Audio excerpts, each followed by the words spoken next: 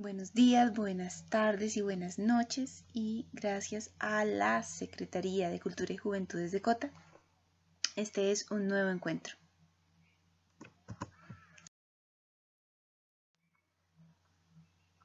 Bueno, ya internándonos un poquito más en lo que es el arte de la colonia, inscrito pues en todo este periodo o forma artística que es el arte barroco. Empezamos a darnos cuenta de que poco a poco y a medida que pasa el tiempo, esa intención de copiar exclusivamente y a la perfección el arte europeo impuesto desde Europa, pues que daba estatus y que era pues el ideal estético de la época impuesto claramente, empieza a diluirse sin posibilidad de detener esa dilución. No sé si esa palabra existe. Es decir, empieza a diluir inevitablemente en los habitantes cómo el mestizaje empieza a construir unos nuevos seres que inconscientemente se empiezan a transformar en otra cosa.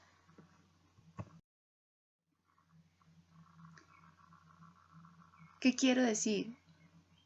Que esa idea inicial de querer ser europeo, de ese ideal de perfección del ser europeo y de esa discriminación y desprecio hacia todo lo indígena y lo de nuestro mundo, empieza a mezclarse y aún perteneciendo a los mismos discursos en el arte empiezan a evidenciarse como elementos culturales de lo que hay y existe en América, empiezan a aflorar.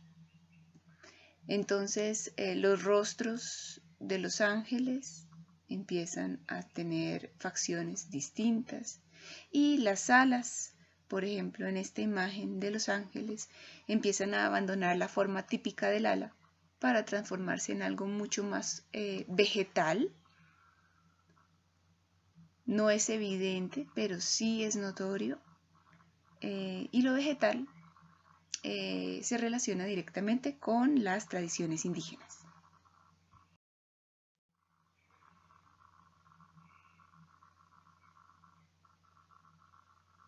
Como lo he dicho, este proceso es inconsciente. Pues de eso hablan los historiadores. ¿En qué se evidencia esta inconsciencia? En que el canon estético de belleza todavía se encontraba completamente ligado a lo impuesto por Europa. Sin embargo, empiezan a aparecer ciertos elementos que no pertenecen a ese canon, pero que perduran. Veamos aquí la mujer con el pecho descubierto y con las manos que evocan a la posición de un cesto, como lo hemos podido observar en varias de las esculturas en cerámica y de los dibujos precolombinos.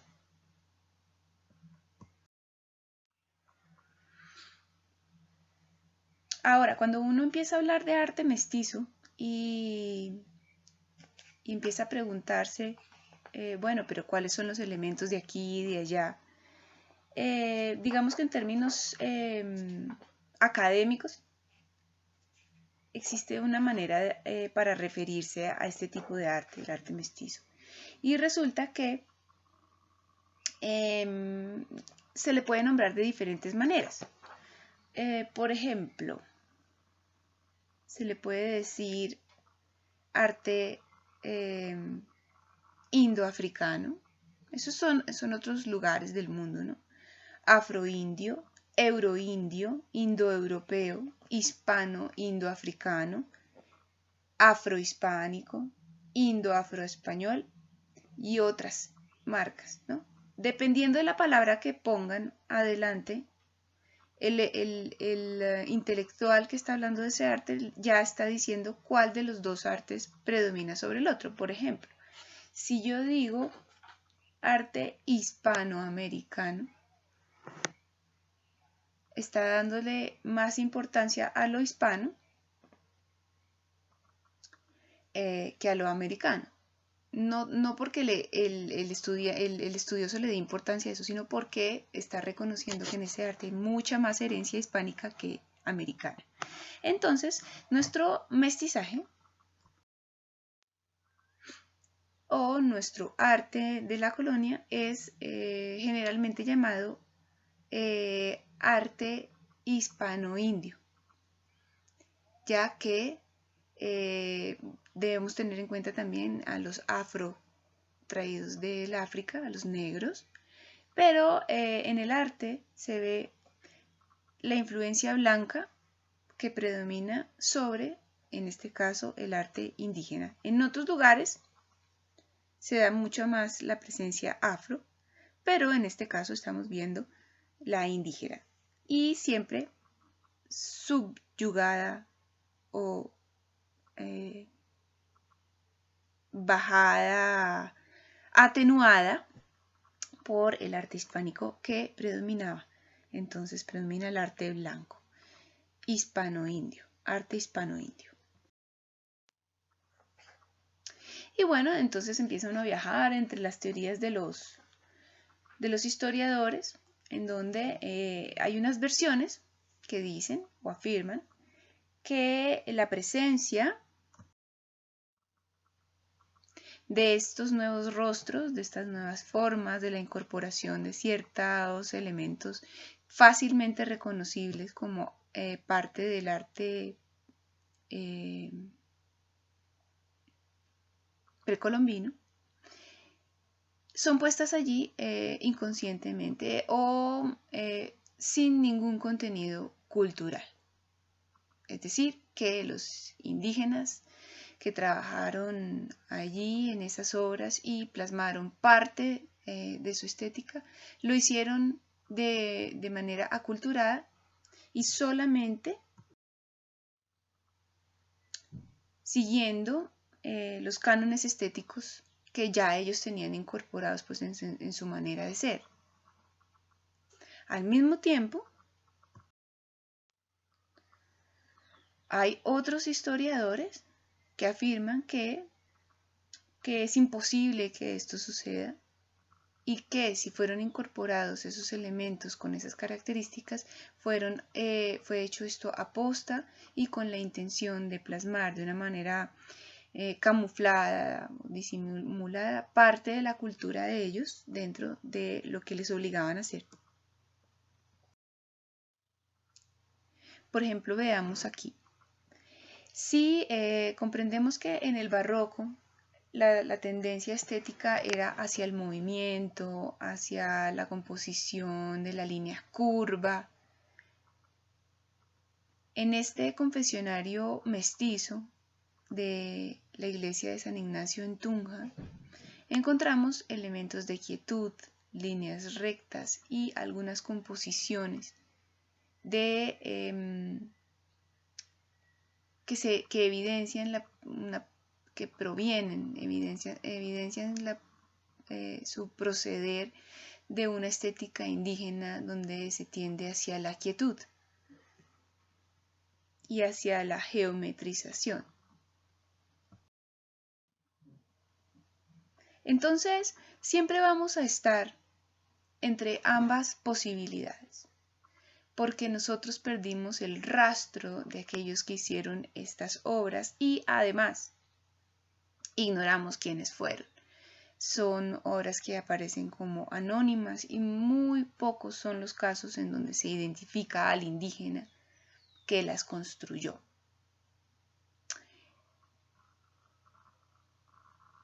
¿Esto qué quiere decir? Que tenemos un vacío histórico que nos hace o nos obliga a movernos entre las dos teorías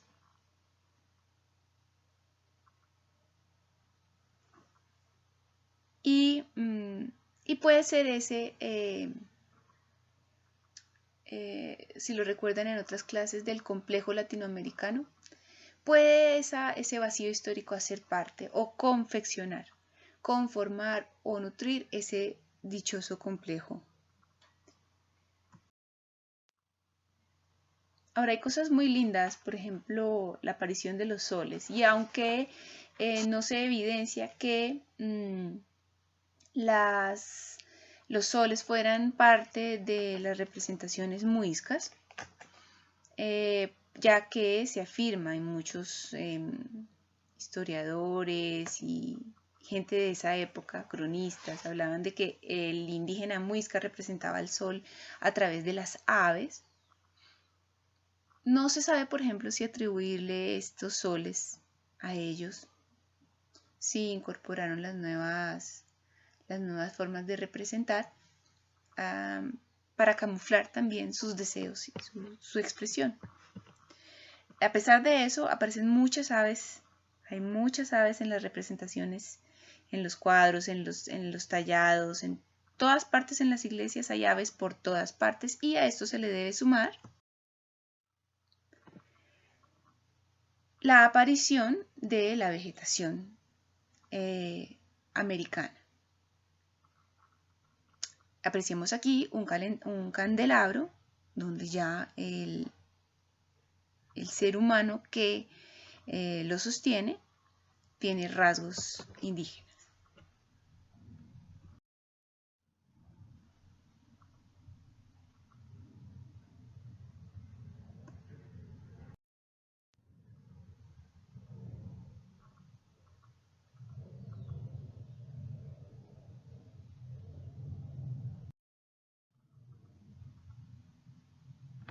Este detalle en particular de este cuadro muestra estos tres pajaritos que no se ven muy bien, pero que no corresponden a cómo aparecen los pájaros normalmente en las pinturas, volando, moviéndose, están quietos. Esa tendencia hacia la quietud y a la organización de las cosas es un rasgo de la estética indígena.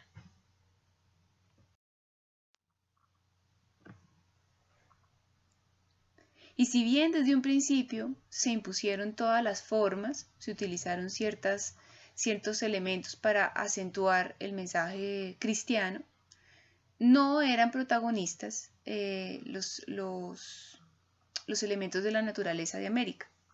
Se tallaron, pintaron y representaron los elementos de la naturaleza europea. Eso ya lo habíamos visto en una clase. Pero como el barroco en América tuvo un poco más de tiempo, un poco más, es casi medio siglo, pudo desarrollar todas estas tendencias de la hibridación, de la mezcla mucho más homogénea, ya no tan diferenciada los unos y los otros, sino que empezamos a mezclarnos y a vernos representados entonces allí como aquí, que vemos la cara de una indígena que carga así frutos, arriba está la granada, hay muchos frutos europeos, pero también tiene una piña. Empiezan a aparecer entonces los frutos y la fauna y la flora de América, gracias a esa extensión en el tiempo del arte del barroco.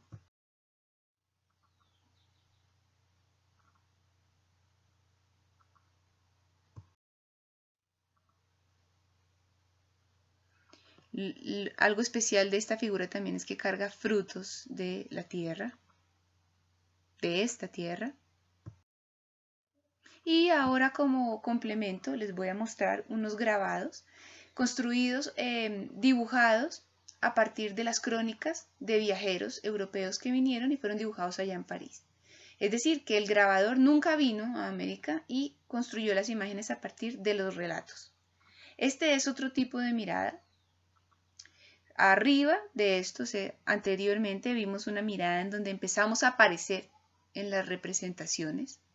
Y aquí abajo vamos a ver cómo en esta mirada somos representados como una documentación de lo que nosotros somos, pero vistos por los europeos. Arriba empieza a mezclarse esa mirada, incorporando lo que nosotros también vimos y lo pusimos allí. No se entiende muy bien porque pues estaba inmerso en un arte completamente español, pero aparece ahí esa intención de mostrar algo propio. En cambio aquí nos ven y nos muestran. Es diferente el punto de vista.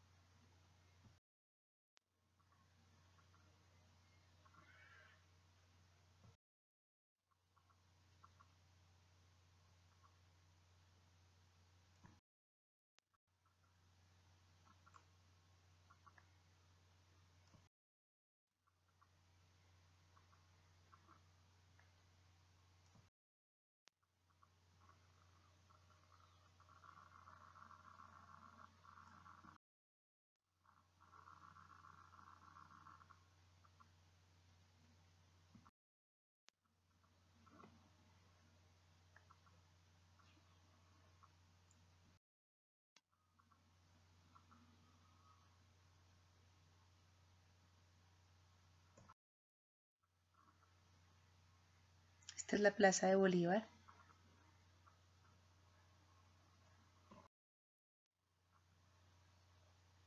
Y para cerrar, pongo así, como cuando alguien ve una planta nueva y la describe.